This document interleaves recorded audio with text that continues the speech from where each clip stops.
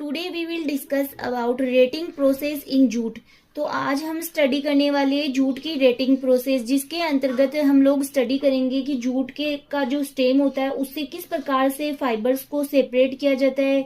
तो इसके लिए कौन सी प्रोसेस यूज में ली जाती है। अगर हम इसकी प्रोसेस की बात करें तो इसमें माइक्रो ऑर्गेनिज्म का भी यूज होता है, मॉइस्चर का भी यूज होता है, जिससे जो जूट के जो सेल्यूलर टिश्यूज होते हैं वो क्या हो जाते हैं, ब्रेक डाउन हो जाते हैं और इनके फाइबर से सेपरेट कर लिए जाते हैं। तो इसी प्रोसेस को कहा जाता है रेटिंग प्रोसेस। तो सबसे पहले हम लोग क्लासिफिकेशन नोट डाउन करेंगे जूट का। तो बोटेनिकल नेम है कोरकोरस कैप्सुलेरिस, फिर इसका वर्नाकुलर नेम है जूट, फैमिली है आपके टिलिएसी। यूटिलिटी की दृष्टि से डिफरेंट नेचुरल फाइबर्स में कॉटन के बाद सेकंड प्लेस जूट का है। यह एक सॉफ्ट और बास्ट फाइबर है जो कोरकोरस की two species Corchorus capsularis and Corchorus olitorius के स्टेम से ऑब्टेन किया जाता है, प्राप्त किया जाता है। 1947 तक वर्ल्ड में जूट की सबसे अधिक खेती इंडिया में वर्ल्ड प्रोडक्शन का ऑलमोस्ट 90% होती थी, परंतु देश के विभाजन के बाद मतलब डिवीजन के बाद जूट प्रोडक्शन का अधिकांश क्षेत्र पूर्वी पाकिस्तान में चला गया। अभी भी जूट के वर्ल्ड प्रोडक्शन का लगभग 80% पार्ट इंडिया एंड बांग्लादेश में पैदा होता है। इंडिया में जूट का production West Bengal, Assam, Bihar and Odisha में होता है। वेस्ट बंगाल में जूट का कल्टीवेशन ऑलमोस्ट 19,000 हेक्टेयर में होता है। फिर आपके botanical characters of jute plant.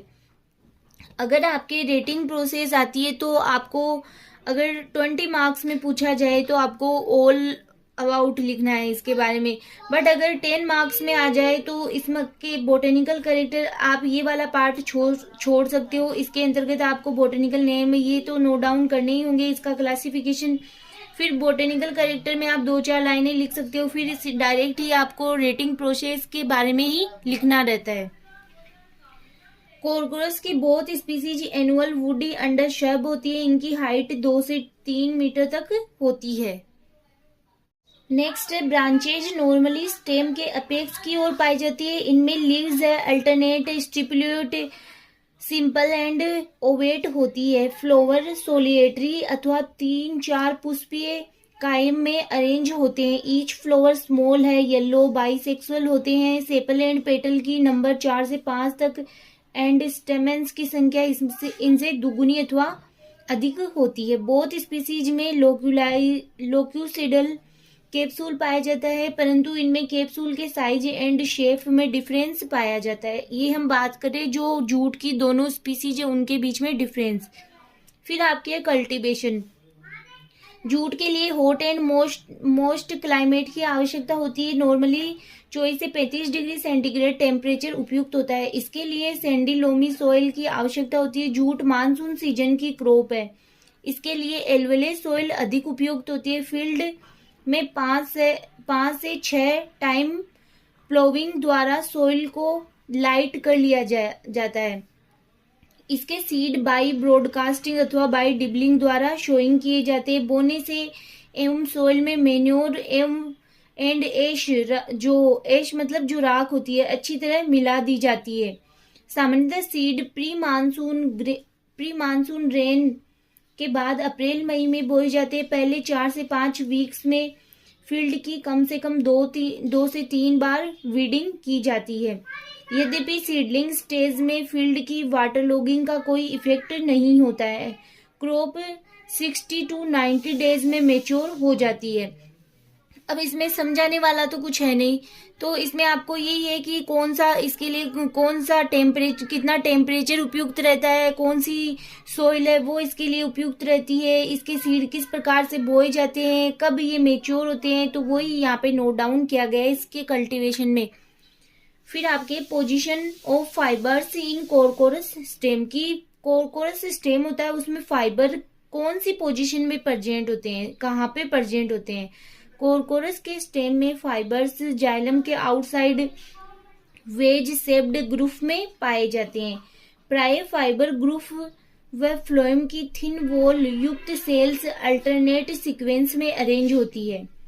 Each fiber group 4 से 50 सेल से बना होता है तथा ईच सेल की लेंथ 2 से 3 मिलीमीटर तक होती है। तो ये आपके हो गई कि फाइबर्स कहाँ पे प्रेजेंट होते हैं। अगर हम यहाँ पे वेज शेप की बात करें तो वेज शेप का मीनिंग होता है कि जैसे कील के आकार का, जिसे बोला जाता है मेख आकार, इस प्रकार से,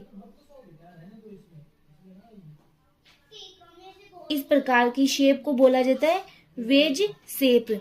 तो इस प्रकार से ग्रुप में पाए जाते हैं। फिर आपके प्रोसेसिंग ऑफ जूट। अब किस प्रकार से जूट की प्रोसेसिंग की जाती है। स्टेम से फाइबर को बाई रेटिंग द्वारा सेपरेट किया जाता है।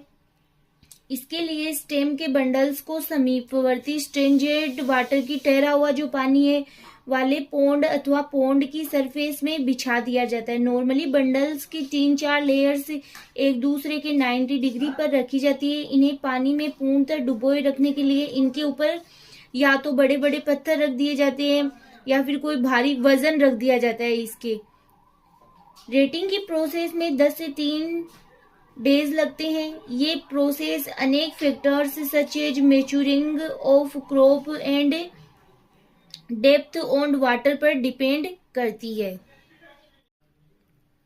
वाटर एंड टेम्परेचर पर डिपेंड करती है। जब स्टेम से बार्क इजीली अलग होने लगे तो रेटिंग की प्रोसेस कंप्लीट समझी जाती है। इस प्रोसेस से सॉफ्ट टिश्यूज डिजनरेट हो जाते हैं एंड फाइबर स्ट्रैंड जाइलम से सेपरेट हो जाते हैं। इस स्टेज में स्टेम को किसी वुड अथवा स्टोन से पटक कर फाइबर सेपरेट कर लिए जाते हैं। वाटर से धोकर इनकी सरफेस पर चिपके फाइबर को भी सेपरेट कर लिया जाता है। ये फाइबर सनलाइट में ड्राई करके बंडल्स में बांध लिए जाते हैं।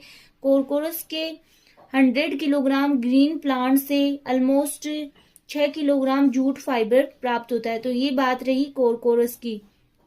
Corchorus capsularis. अब ये जो 2 स्पीसीज की हम लोग बात करें तो इनमें फाइबर्स की मात्रा भी अलग अलग होती है। कोरकोरस कैप्सुलेरिस से जूट फाइबर का एवरेज प्रोडक्शन ऑलमोस्ट 1200 किलो प्रति हेक्टेयर है, जबकि कोरकोरस ओलिटोरिस से almost 1500 kilo hectare jute fibre प्राप्त होता है। बट जो अच्छी क्वालिटी का जो जूट होता है, अगर उसकी हम लोग बात करें तो वो होता है कोरकोरस कैप्सुलेरिस।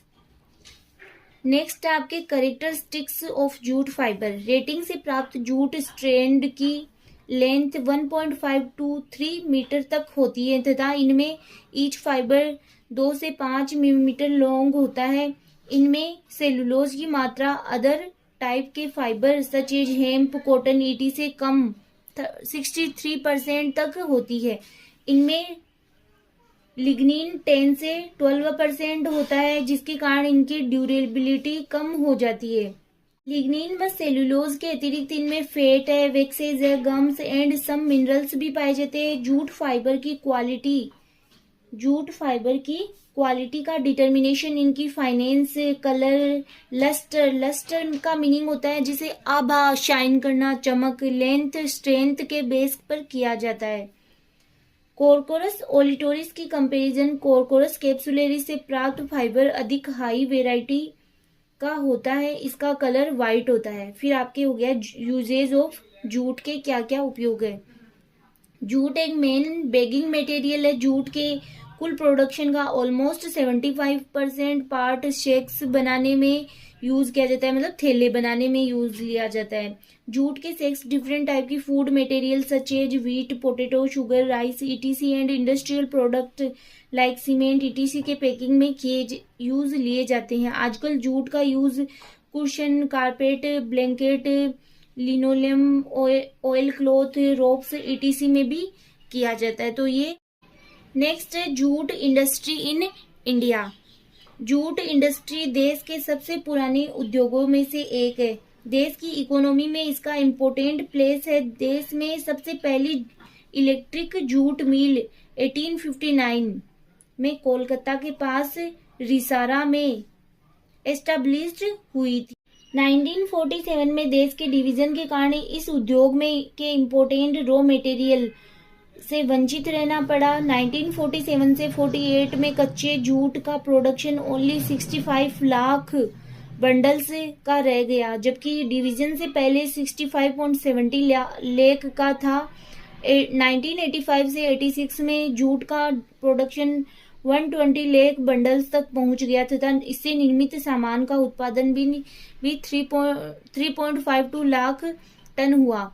तो ये थी आपके रेटिंग प्रोसेस ऑफ जूट जो कंप्लीट होती है। नेक्स्ट लेक्चर में नए टॉपिक के साथ फिर मिलेंगे।